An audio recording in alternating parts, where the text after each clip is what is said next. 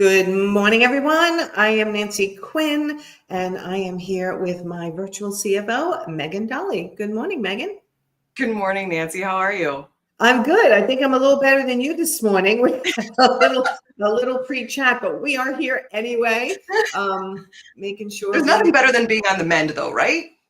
Yes, it's amazing how when you don't feel well, you feel like, do I always feel like this? I don't have any energy. And then when you feel better, it's like top of the world. So I'm glad you're here with me today. And we're going to be talking about project wrap-up guide. So give me a summary and then we'll go into the details. Yeah. So at the end of project, there's a lot of really ooey gooey, tasty data to be had. A lot of interesting thing on reflection of not only like, oh, what could I do better, but the wins too. I think we concentrate a lot on the, oh, what could go better. Yes. But we can find some wins too. So if we can get to a point where we can be objective and not judgmental, and not like over celebratory yet, but let's just back down to the numbers first, and then we can go into those little things that are a little bit more squishy, a little bit more human. Start there. So we want to review our numbers, and we want to review them against what we were expecting at the beginning, right? Oh, okay. So we have a profitability analyzer, and I believe it's free on my site, and it gives them how profitable they were, but this is the new twist. Yeah. So you do want to know how profitable you are in the project. Absolutely. You have the end of the project, you had $100,000 project and you were, 40% profitable, meaning you had 60% of that was cost. Great.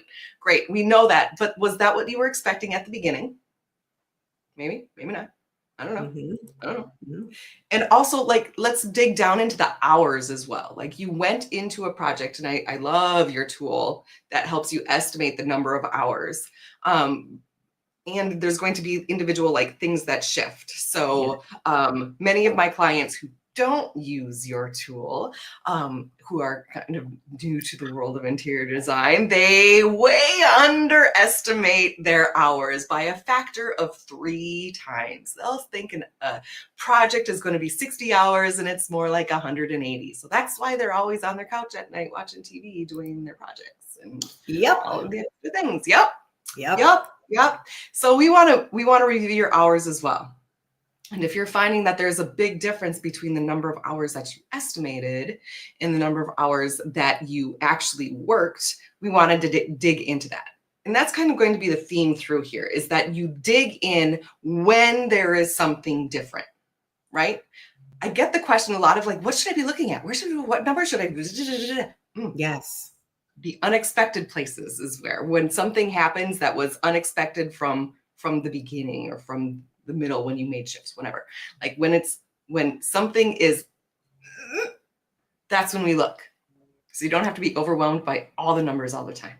Yeah, I feel like what we're teaching all the time is that what you taught me, which is you run your business by the numbers. If you start to look at the numbers, what comes up is, gee, it's taking me too long to source, or gee, it's taking my staff too long to do this, or it's not taking enough time. What are they missing, right? And you start to realize there's holes in your process that can be filled, correct? Right. Exactly. And that's the next part of this, like reviewing the holes. The process is one part, but if we break that down into the relationship, let's take a look at the client relationship versus how it began and how it ended. And were there any bumps and valleys in between? The highs of that client relationship, was there something that you did that was repeatable? Like you were like extra communicative with them? Like you had a special type of relationship. You did emails every Friday, or you had like the way that you discussed money with them went really well. Or on the flip side of that, were the lows predictable? Like the things that happened to damage the relationship, was that predictable? How did you know that that was probably coming from some of the indicators that came before?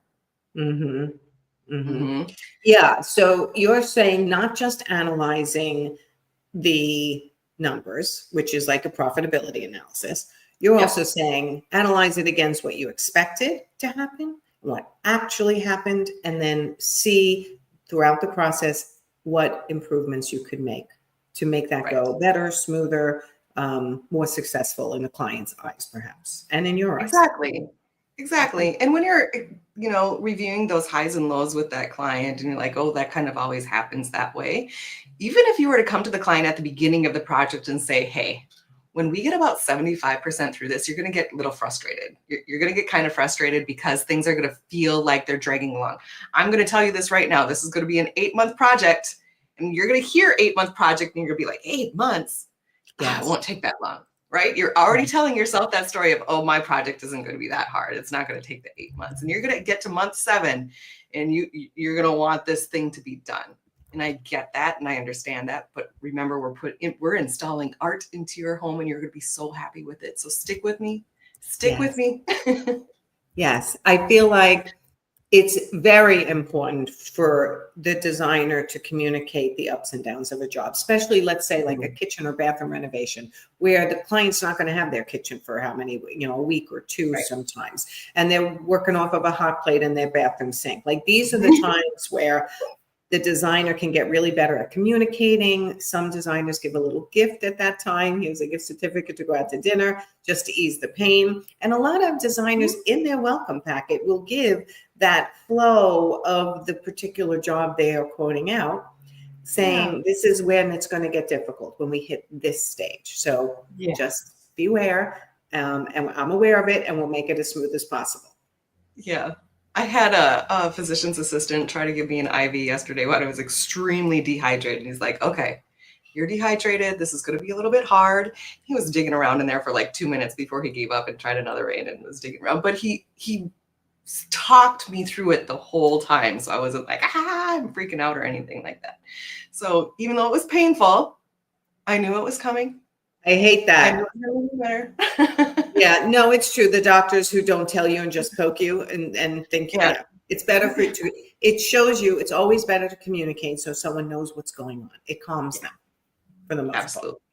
So and then the last part is going to be the vendor side of things. Expectations with quality of product that you probably won't want to use again, or product that, like, oh man, that was a great deal, to be, promoting a vendor in your eyes or demoting a vendor in your eyes, the ease of working with them, the accuracy of the delivery timeline, the accuracy of the orders, all of those things. And even like the last part of this is going to be looking for the sales tax, like who charges you sales tax? And you're like, I need to get them my sales tax certificate, so I'm not paying them sales tax anymore. Right. Picking up on little things like that. And something else just came to my mind too. Were your reps helpful to you? Did you need to use a rep, and were they helpful? Because helpful reps save time, save money, and get you better product and better discounts. So if someone is not being good to you after analyzing that job, you could turn around and say, I'm going to choose a different company based on my experience. Yeah. There's so much to analyzing the numbers. So wrap it up for everyone again. When you analyze. Yeah, I don't think that this is like a big event that has to happen in your business, right? Like the end of it.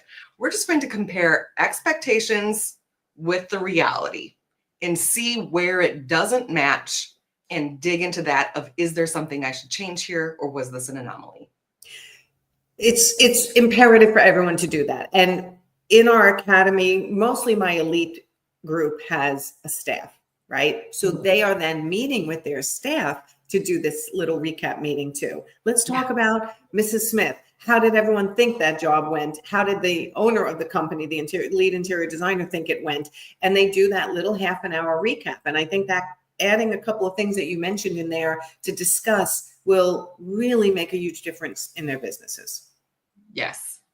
So document your expectations at the front end, I guess, would be the big takeaway from this.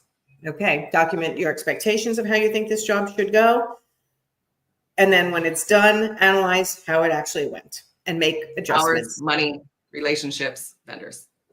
Hours, monies, relationships, vendors. Okay.